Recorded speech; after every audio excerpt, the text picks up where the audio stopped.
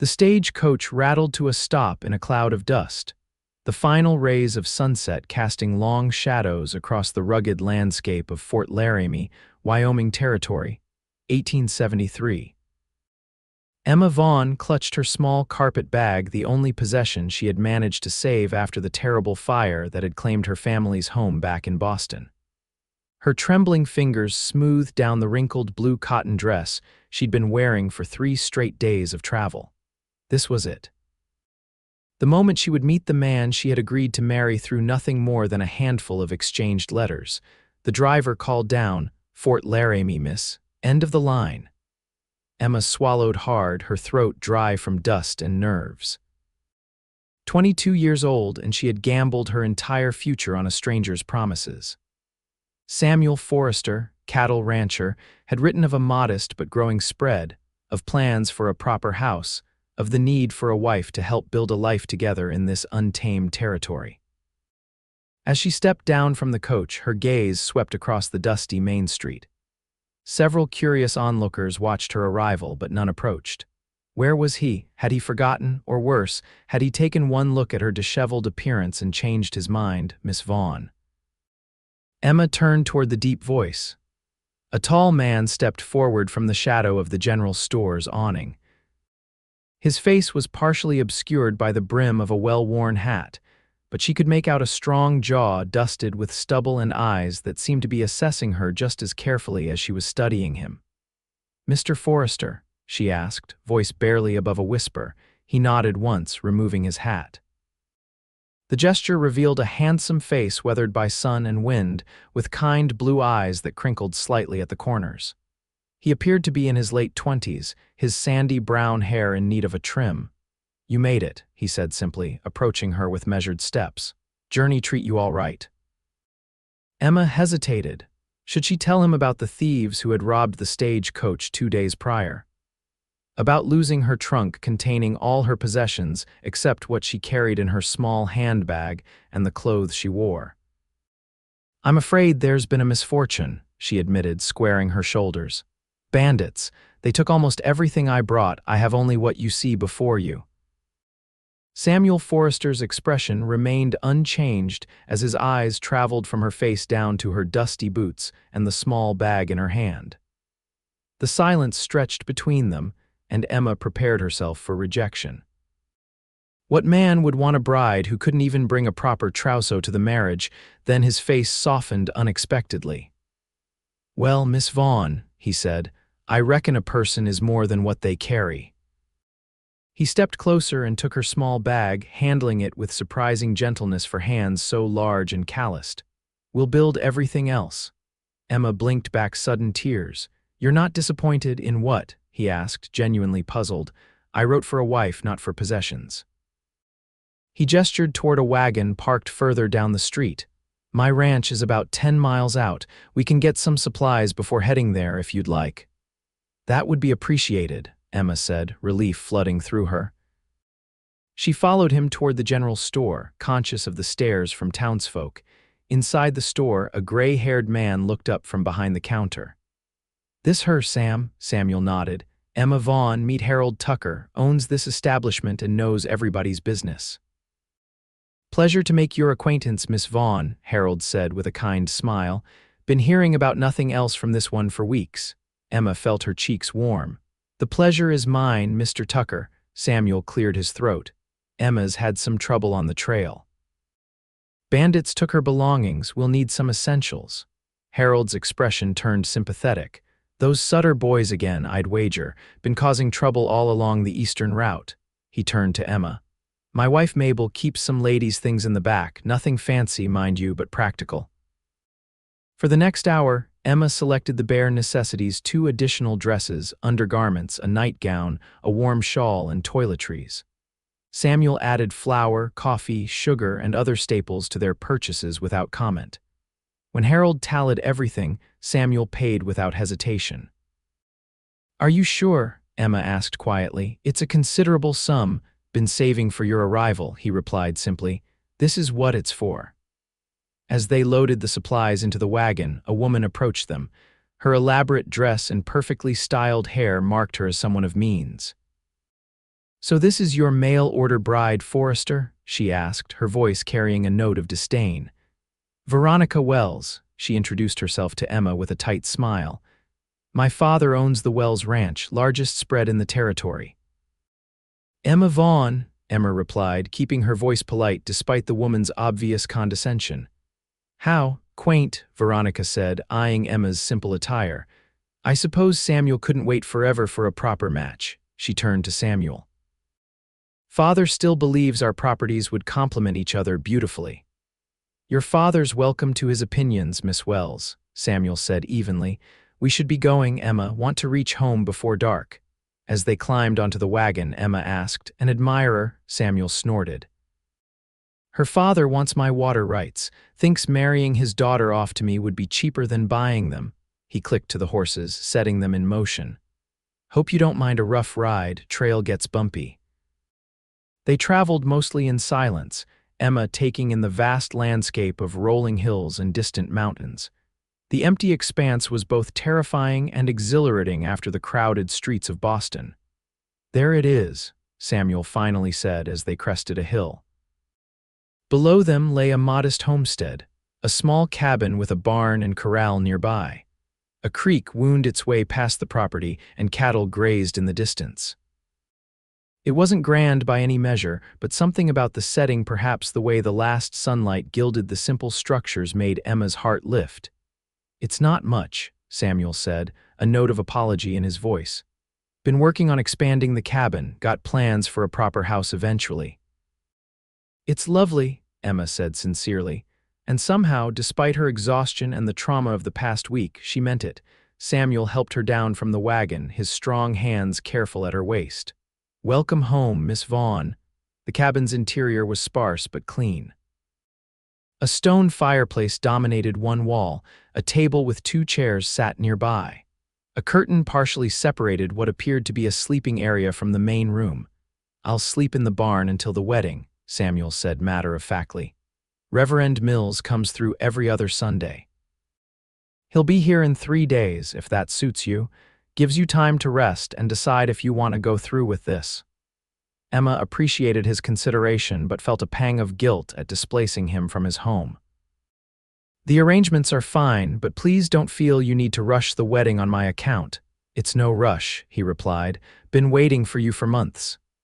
His directness held no guile, just simple honesty. That night, after Samuel had brought in her purchases and started a fire in the hearth, Emma sat alone in the cabin. The silence of the prairie pressed against the walls, so different from Boston's constant hum. She washed with water from the basin, changed into her new nightgown, and slipped beneath the quilts on the bed. Despite her exhaustion, sleep eluded her. Had she made a terrible mistake? Samuel seemed kind and honorable, but he was still a stranger. Their lives would be intertwined in this remote place, far from everything familiar. Morning came with golden light streaming through the cabin's single window. Emma dressed quickly in one of her new calico dresses and ventured outside. She found Samuel by the corral, working with a young horse. He moved with confident grace, murmuring softly to the nervous animal. Good morning, Emma called. Samuel turned, a rare smile lighting his features. Morning, sleep well? Well enough, thank you, she gestured toward the cabin. I thought I might prepare breakfast if you'll show me where everything is. Over a simple meal of biscuits and coffee, Samuel outlined the ranch's routines. Got about 60 head of cattle, 10 horses, planted some corn and beans on the south field. It's not a big spread, but it's growing. It's impressive that you've built all this yourself, Emma said. Had help from neighbors when I first arrived. That's how things work out here. People help each other. He hesitated. Speaking of which, I invited a few folks over tomorrow. Thought you might want to meet some of the women around here. If that's too soon, no, that would be lovely, Emma said quickly, though the prospect of socializing with strangers made her nervous. I should warn you, though I'm not much of a cook. My family had servants in Boston. Samuel seemed unconcerned. We'll figure it out together. There's a cookbook Mrs. Tucker gave me when I mentioned writing to you. He stood and retrieved a worn volume from a shelf. Been meaning to try some of these myself, but never found the time. The rest of the day passed in a blur of activity. Emma explored the cabin and its surroundings while Samuel tended to his ranch duties. She discovered a small garden plot behind the cabin, sadly overgrown. When Samuel returned for the midday meal, she asked, "Would you mind if I worked on the garden? I notice it needs attention." He looked surprised but pleased. "Be glad for the help. Was my mother's idea, but I haven't kept up with it since she passed last year." "I'm sorry about your mother," Emma said softly. Samuel nodded in acknowledgement. "She's the one who insisted I find a wife, said a man wasn't meant to live alone out here." He looked at Emma directly. "She'd have liked you." The simple statement touched Emma more deeply than any flowery compliment could have. That afternoon, she tackled the garden, clearing weeds and discovering several vegetable plants still valiantly growing despite neglect. The physical work was unfamiliar but satisfying, allowing her mind to process the whirlwind changes in her life. By evening, her hands were blistered and her back ached, but she felt a sense of accomplishment she hadn't experienced before.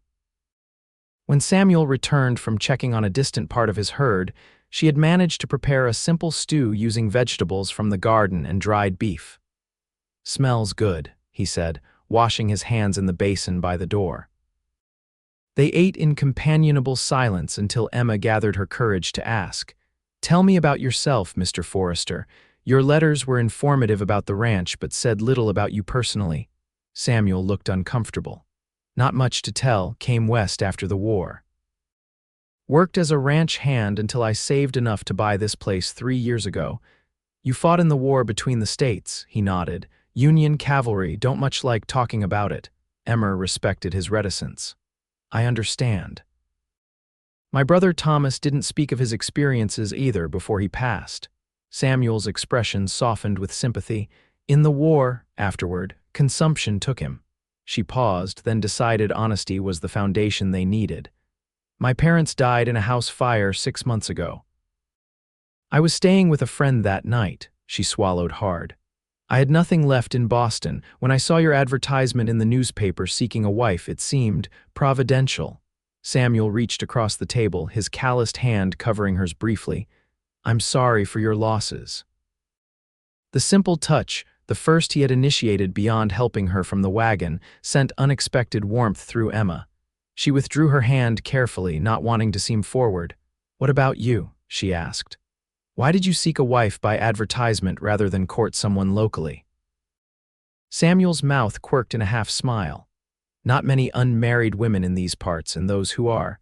He trailed off, then continued honestly, "Most are looking for men with bigger spreads, finer houses. Veronica Wells isn't the only one who thinks I'm aiming above my station." "I don't believe choosing a life partner should be about station," Emma said firmly. Samuel studied her for a long moment. "No," he agreed quietly, "it shouldn't." The next day brought preparations for their visitors. Emma used her limited culinary skills to bake bread and prepare simple refreshments, while Samuel completed his morning chores early. "Nervous?" he asked, finding her smoothing her hair for the 5th time. "A bit," she admitted. "I want to make a good impression." "Just be yourself," Samuel advised. "These are good people. They won't expect you to be anything but what you are." The first to arrive was Harold Tucker with his wife Mabel, a plump, cheerful woman who immediately embraced Emma. "So wonderful to finally meet you, dear." Samuel's been talking about his Boston bride for months. The Tuckers brought the Millers John, the local blacksmith, and his wife Sarah with their young daughter Alice. Next came the Johnsons, who ranched nearby, and finally, to Emma's surprise, a young Cheyenne woman named Morning Bird with her white husband, Daniel Cooper. "Morning Bird teaches at the mission school," Mabel explained. "She's the best seamstress in the territory, too." Emma was fascinated by the diverse group. In Boston, her social circle had been far more homogeneous. As the afternoon progressed, she found herself relaxing in their company. The women offered practical advice about ranch life, while the men discussed cattle prices and water rights with Samuel. "You've chosen well, Samuel," Sarah Miller said loudly enough for Emma to hear. "She has good sense about her, not like that Wells girl who wouldn't know one end of a cow from another." Emma blushed at the frank assessment but felt pleased at the approval. When the guests departed as sunset approached, Mabel embraced Emma again. "You come to town anytime you need a friendly ear, dear. Being a ranch wife isn't easy, especially at first." "Thank you," Emma said sincerely, "for the welcome and the advice." Samuel walked their guests to their wagons while Emma began clearing away dishes. When he returned, he paused in the doorway, watching her. "What?" she asked, suddenly self-conscious. "You fit," he said simply. "Wasn't sure you would." The statement, blunt as it was, touched her. "I wasn't sure either," she admitted. He stepped closer. "If you've changed your mind about Sunday, I haven't," Emma interrupted. The certainty in her voice surprised even herself. Samuel nodded, satisfaction evident in his expression. "Good, that's good." The next day, they fell into a tentative routine. Emma worked in the garden and organized the cabin's interior while Samuel tended to the ranch. They shared meals and gradually learned more about each other. Emma discovered that Samuel enjoyed reading when he had time, keeping a small collection of dog-eared books. He learned that she played the piano and sang in Boston. "Could get you a piano someday," he offered during supper. "When the house is built." Emma was touched by the gesture. "I'd like that, but it's hardly a necessity." "Life needs more than necessities," Samuel said with unexpected insight. Sunday dawned clear and warm. Emma dressed in her best clothes, the blue dress she had arrived in, now cleaned and pressed. Samuel had ridden to town the previous day and returned with a simple gold band. Reverend Mills arrived mid-morning, a kindly older man who greeted Emma warmly. "Samuel's a good man," he told her privately before the ceremony. "I've known him since he arrived in the territory. Honest, hardworking, true to his word." "I believe that," Emma replied sincerely. The ceremony was brief and simple, witnessed by the Tuckers and Johnsons. Emma felt strangely calm as she repeated her vows, Samuel's steady presence beside her a reassuring anchor. "I now pronounce you husband and wife," Reverend Mills concluded. "Samuel, you may kiss your bride." Samuel looked momentarily uncertain, then leaned down to place a gentle, brief kiss on Emma's lips. It was their first kiss, chaste and fleeting, but Emma felt its significance to her bones. Their guests stayed for a celebratory meal, then departed tactfully as afternoon waned. Suddenly, Emma and Samuel were alone, truly alone as husband and wife. "Would you like to see something?" Samuel asked, breaking the awkward silence that had fallen between them. Grateful for the distraction, Emma nodded. He led her behind the barn to where a collection of lumber was neatly stacked. "What's this?" she asked. "The start of our house," he answered. "Been saving the lumber, drawing up plans, thought maybe you'd want to have some say in how it's laid out."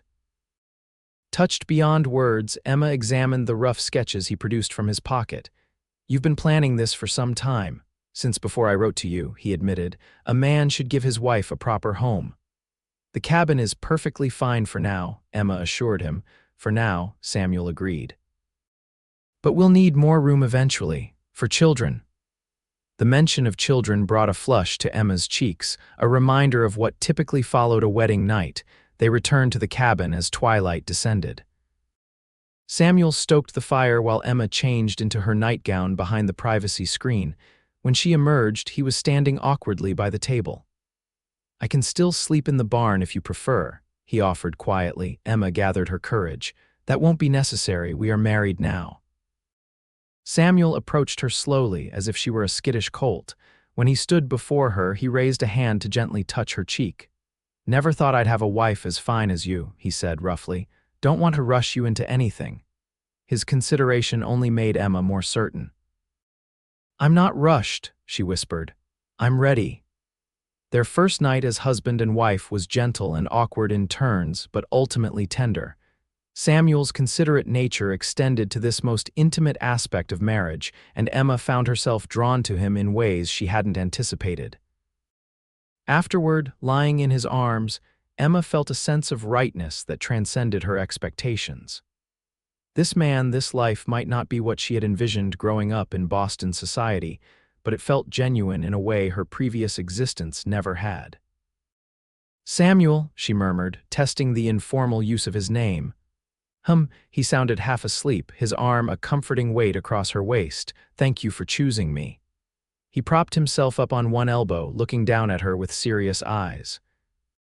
"Think maybe we chose each other," he said thoughtfully. "Out of all the advertisements, you answered mine. Out of all the responses, I chose yours." Emma smiled up at him. "Perhaps you're right." The weeks that followed settled into a rhythm. Emma learned the basics of ranch life: how to milk the cows Samuel purchased for her, how to manage the chickens, how to preserve food for the coming winter. Her garden flourished under her attention, providing fresh vegetables for their table. Samuel began work on their new house, enlisting neighbors' help for the foundation and frame.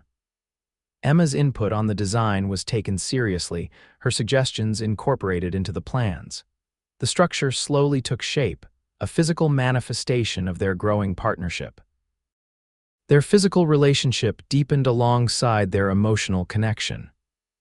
Emma discovered that Samuel's quiet demeanor masked a passionate nature, while he marveled at her adaptability and strength.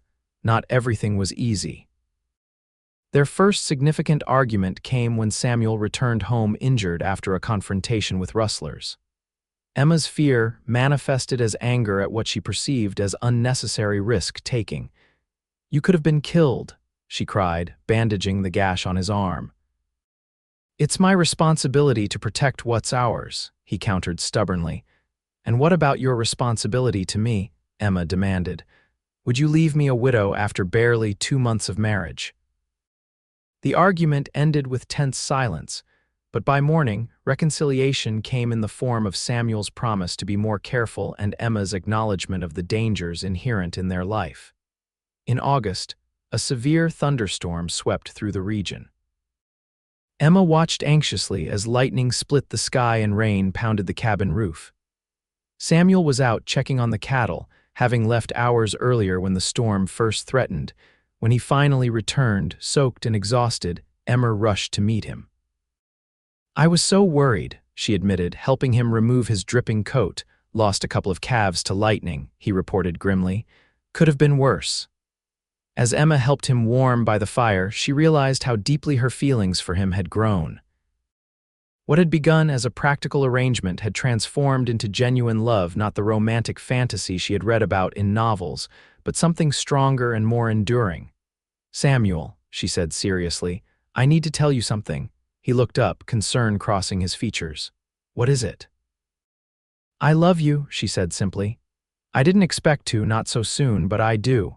The smile that spread across his face was like sunrise breaking over the plains. "Been wanting to say the same," he admitted. "Wasn't sure you were ready to hear it." Their kiss sealed the declaration, a promise more binding than their wedding vows had been. Autumn brought the harvest and the completion of the main floor of their new house. Though still unfinished, it was already larger and more comfortable than the cabin. Samuel insisted on carrying Emma across the threshold the first time they entered it together. "Still needs work," he cautioned as she explored the rooms. "Windows, proper flooring, furnishings." "We'll build it together," Emma reminded him, echoing his words from their first meeting. As winter approached, Emma confirmed what she had suspected for several weeks. "Samuel," she said one evening as they sat by the fire, "we're going to have a baby." His expression transformed from shock to wonder to joy in rapid succession. "When?" he asked, voice husky with emotion. "Late spring, I think." Emma placed her hand over her still flat stomach. "Our family is beginning." Samuel knelt before her chair, placing his large hand over hers. "Never thought I'd be this fortunate," he said roughly. "A wife, a home, a child on the way." "We've built a good life," Emma agreed, thinking of how far they had come from that first meeting at the stagecoach stop. Winter in Wyoming Territory proved harsh, but their new house, though still partially under construction, weathered the storms better than the old cabin.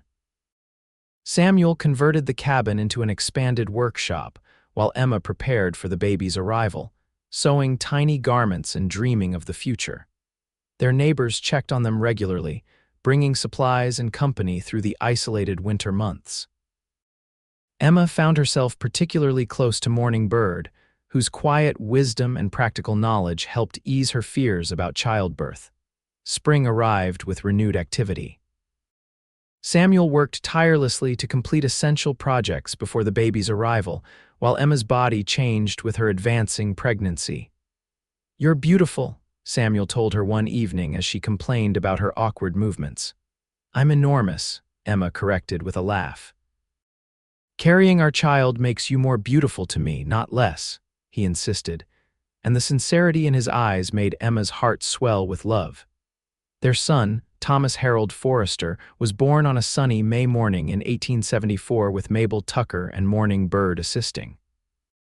Samuel paced outside until the women finally allowed him in to meet his son.